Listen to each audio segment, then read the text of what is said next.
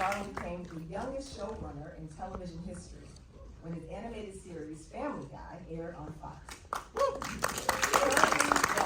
Currently celebrating 25 years on air, the show has garnered MacFarlane 5 Emmy Awards, 4 of which make him a tied record holder for the most voiced-over Emmy wins of all time. Seth MacFarlane also serves as co-creator, executive producer, and voice actor on the fan-favorite animated series American Dad. It just finished airing its 18th season. He's made a name for himself on the big screen as well, making his feature directorial debut in 2012 with the then highest-grossing original R-rated comedy film of all time, Ted, which he also co-wrote and produced. And I'm sure you'll recognize his voice as that of the lovable yet foul-mouthed teddy bear. I think our conversation tonight will be a little more tame, we'll see. So today we're here to talk about Seth's work with his charitable organization, the Seth MacFarlane Foundation, which has recently supported the restoration of 12 animated shorts, 9 of which we're going to have the opportunity to watch tonight. The curated collection includes several shorts from the Fleischer Studios, founded by brothers Max and Dave Fleischer. Fleischer began their first film experiments with rotoscoping in 1915. And after World War I, they were hired to develop a series called Out of the Inkwell, hence the title of our program tonight, which starred the clown who would later be known as Coco.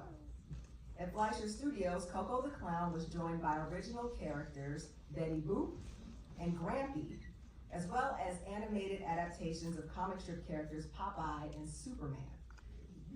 After viewing the Fleischer Studio shorts, we'll get a chance to watch one short each from Paul Terry's Terry Toons and George Powell, respectively. Paul Terry was one of the first professional animators, and he's credited with being the first to maximize the time and labor-saving possibilities of the cell animation system at his Terry Toons studio. George Powell first began work in animation by making commercials, including a stop-motion advertisement for French cigarettes, and in fact devised the replacement system of stop-motion in his Puppetoon films. He was also nominated for an Oscar for Tulips Shall Grow, an anti-Nazi film released in 1942. So Genevieve talked about the restoration credits, but we want to give special thanks to Jane Fleischer Reed, Mauricio Alvarado, and Jerry Beck, all of whom we're grateful to have with us today. Can we just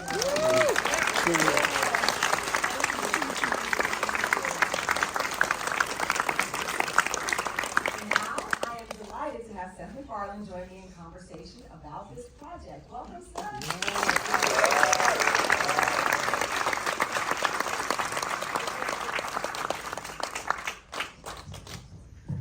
How are you? Doing great. How are you? Doing well, doing well. Are you staying hydrated? Yes, a little hungover, but that won't stop me today. So, this is a program of early animation. I want to ask you about your early experiences with animation. Were there shows, movies that were really important to you when you were younger? Yeah, I mean, it was a combination of the great and the not so great. I mean, I was a big fan of Don Bluth at the time when I was a kid, and the Disney Renaissance and all that. And at the same time, I watched pretty much everything that was fed to me on television. From All Dogs Go to Heaven to G.I. Joe. I kind of consumed it all. That's great, because then you take it all in and you can choose your own adventure when you do your own work. Yes, exactly. Yeah. So your foundation has done work in a lot of areas, in human rights and climate change. What was it about film preservation that seemed important? It's high art in so many cases, and particularly when it comes to animation. There's a philosophy that I think Scorsese mentioned this at one point. I may be attributing a quote to him that was someone else, but I think it was him that said, look, if there's a film that needs preserving or that needs restoring, and it's not necessarily the greatest film ever made, that film still goes first. So if you have like Gone with the Wind, and like, you know, Attack of the Killer Tomatoes, and the latter is deteriorating, that gets put in the oven first. So I kind of liked that, and it just kind of took all the, because it's so subjective, you know, everyone has an opinion on what a great film is, and I always kind of appreciated and respected that philosophy. Yeah. No, it's great to hear you say that, because I think some people imagine that it's most important to save the most quote unquote important films, but really they're all important. Yeah, absolutely. Yeah. Yeah, and certainly, you know, when it comes to animated films, I mean, there's an argument to be made that it's an art form that really does need to be preserved because it's in danger, and there are truly great works of digital art that have come out from, you know, Pixar and companies like that that are really fantastic pieces of work and are, you know, exploding with artistry, but it's troubling that has kind of replaced rather than enlarged the world of animation. That you don't really see hand-drawn animation done in the fullest way that you did even 20 years ago. It's just kind of disappearing. So I think all the more reason to keep this stuff in good shape.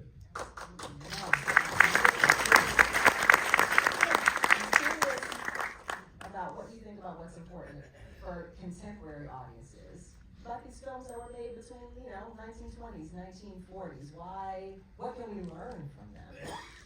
I mean, I think, you know, that's a conversation that could take all day. I mean, there's so much to absorb. I watch a lot of old film. Most of what I watch is older film, just because you can just sort of step into this world that is long gone, and you can really get a sense in a tangential way of what this world was like. I mean, these are people who are on a soundstage just like we are every day, and you know, doing the same job that we're doing, and but they're long gone. So you can kind of get a sort of a glimpse into the past in more ways than just following the story. You know, you get a sense of, well, what kind of coverage did they get? You know, where did they skimp, and where did they really, you know, where was it additive? So, I mean, there are a million reasons to you know, keep that as part of our narrative. Yeah, it's great to hear you talk about that from a filmmaker perspective. Like, even in terms of budget, you can kind of look at what's happening, what's not happening, the creative solutions people came up with. Yeah, well, you see in like films from the 30s that they were still kind of, you know, people were coming out of vaudeville still, and they had that mindset, so everything's like a master shot and it's a wide shot, and then, you know, the further along you get, you start to see, oh, they figured out that this was a different medium and with different needs. Are there things about this era of animation that you would say, or later periods maybe, that have influenced your own style in terms of writing, in terms of approach to characters? I mean, certainly writing animated shows is, I mean, look, it's as different from writing traditional scripts as television is from radio. You know, and I think certainly in my business in television, The Simpsons kind of wrote that rule book for all of us, that you just don't write this like a sitcom. You don't write this with people standing around making jokes. It has to be visual. It has to be written for the medium. And you know, all of that was figured out long ago by you know, our predecessors in films like this, like the ones that they'll see today. Yeah, that's really insightful. Absolutely, rhythm is different, right? Very different. It's just a different. The construct is different. You're not just kind of replacing. You're just, the whole foundation is completely different. Fantastic. So, last question I have for you is, when thinking about, especially with younger audiences, should look for in this kind of old work, because I think we have kind of an uphill battle in terms of convincing the younger generations why film preservation is important. Again, I think everything is so subjective, and it's like you just don't know what is going to be great 50 years from now, and you know, I mean, a good example is like you talk to someone in their 20s or 30s, and you say, "Hey, do you remember the movie Chariots of Fire?" And tragically, many of them don't. And you say, well, do you remember Raiders of the Lost Ark? And they go, oh, hell yeah. And those came out the same year, and I, you know, you just don't know what is going to withstand the test of time, and that's why I, you know, really love and respect Scorsese's philosophy. That you gotta preserve it all. And so, I think, you know, to your point, it's like, yeah, you don't, you know, when we're gone, the younger generations are here, you know, doing our jobs, then we just don't know what's going to emerge as a valuable piece of history. And so I think it's you just got to take care of all of it. Yeah, take care of all of it. It's all there, and they'll do what they do with it. Well, thank you so much for taking the time to be with us, but also for, you know, securing the resources to preserve films like this. It's incredibly important. I think so too. We're grateful for it. Thank you.